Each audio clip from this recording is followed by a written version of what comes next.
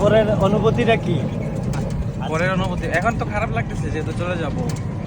খুব সুন্দর সময় কাটছে 2টা দিন, খাওয়া করলাম। হ্যাঁ, হোটেল সাহেব, আপনার অনুভূতি?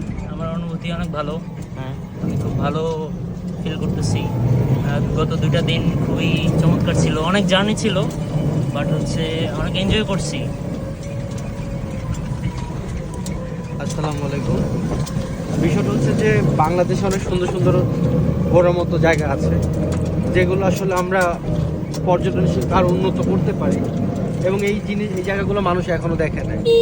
তো যারা হচ্ছে কখনো সিলেট আসে না, সিলেট আসলে আমরা কোথায় জাফলংয়ে যাই, শ্রীমঙ্গলে যাই, তারপর আর কোথায় চা বাগান দেখি, কিন্তু আমরা এবার সেটা করি নাই।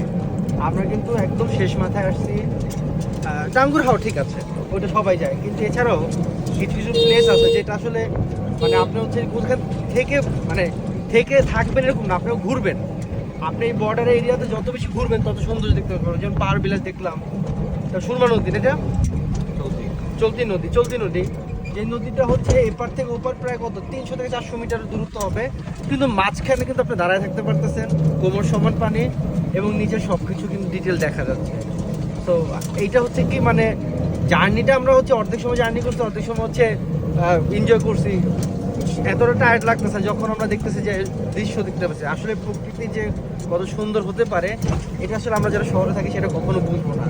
আপনাকে শুধু সিলেট, আপনারা হচ্ছে যে কোনো ঢাকার বাইরে যান, ঘুরেন, এক্সপ্লোর করেন, অত বেশি হচ্ছে আপনি বুঝতে পারবেন আসলে অনেক সুন্দর। মাশাআল্লাহ। Thank you.